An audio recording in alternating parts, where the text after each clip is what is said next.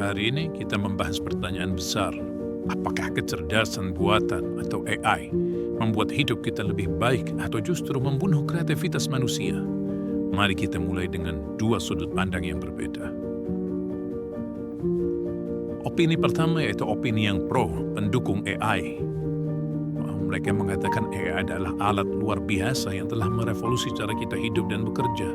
Dengan AI, kita bisa menyelesaikan pekerjaan yang membosankan dan repetitif dalam hitungan detik. Kita bisa fokus pada hal-hal yang lebih penting, inovasi, pemecahan masalah besar, bahkan seni. Contohnya, AI membantu dokter mendiagnosis penyakit lebih cepat. AI membantu pelajar memahami materi sulit lewat tutor digital. Dan seniman, banyak dari mereka menggunakan AI sebagai alat bantu, bukan pengganti untuk memperluas batas imajinasi mereka. Bukankah itu bentuk baru dari kreativitas? Sedangkan opini lain mengatakan bahwa AI juga membawa risiko besar. Dengan semua yang serba instan, kita sedang mengorbankan proses kreativitas manusia.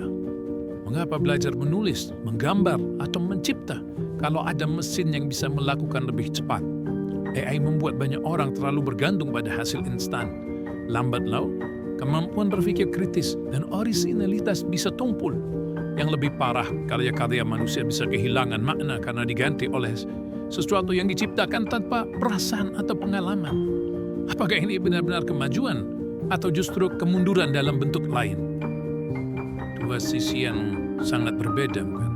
AI bisa jadi alat bantu luar biasa, tapi juga bisa menjadi alasan manusia berhenti berusaha. Jadi pertanyaan kembali kepada kita, akankah kita mengendalikan AI atau membiarkan AI mengendalikan kita?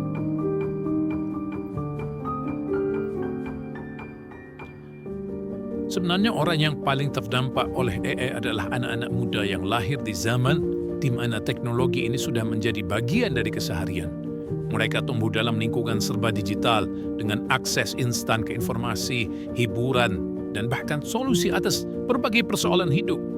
Di satu sisi, ini adalah sebuah kemewahan, tapi di sisi lain bisa menjadi bumerang bagi kemampuan berpikir mereka. Mereka belum terbiasa menghadapi kesulitan yang kompleks secara mandiri. Ketika dulu seorang harus membaca buku tebal atau mencoba berulang kali untuk menyelesaikan soal matematika, sekarang cukup menyalin dan menempel ke chatbot atau mesin pencari cerdas. AI menjadi sandaran utama, bukan lagi sekedar alat bantu. Bandingkan dengan generasi yang lahir sebelum AI merajalela. Mereka mengenal proses, mereka belajar dari kegagalan, mengalami kebingungan, dan menemukan solusi melalui logika, diskusi, dan eksplorasi. Ketika AI datang, generasi ini memanfaatkan sebagai pelengkap, bukan sebagai tongkat utama. Mereka tahu bahwa AI bisa membantu menyusun ide, tapi ide itu tetap datang dari manusia. Ketika semua bisa mencapai dengan satu klik, tantangan adalah apakah kita masih bisa berpikir keras. Generasi muda yang terlalu bergantung pada AI berisiko kehilangan daya tahan mental, kemampuan menyusun argumen, bahkan kreativitas orisinal. Sebab kreativitas sejati sering lahir dari keterbatasan, bukan dari kemudahan. Contohnya, banyak siswa menggunakan AI untuk menulis esai tanpa memahami maknanya, atau seniman muda yang mengandalkan generator gambar tanpa pernah belajar dasar-dasar seni visual. Ini menciptakan generasi pengguna, bukan pencipta. Namun tidak semua harus bernuansa pesimis. AI bisa menjadi sarana edukasi yang luar biasa.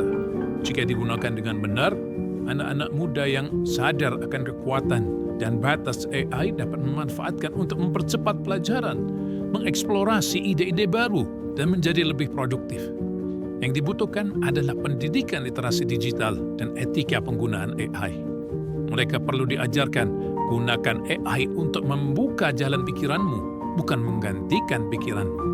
Kita butuh sekolah dari keluarga yang tidak hanya mengajarkan apa itu AI, tetapi juga bagaimana menggunakan secara bijak.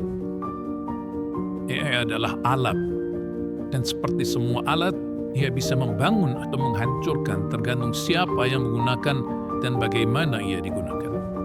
Generasi muda bukanlah korban tak berdaya dari teknologi. Mereka adalah pengemudi masa depan, tapi hanya jika mereka diajari untuk memegang kemudi, bukan hanya duduk dan membiarkan AI mengarahkan segalanya. Maka pertanyaannya bukan lagi seberapa canggih AI saat ini, tapi seberapa bijak kita mendidik generasi muda untuk hidup berdampingan dengannya.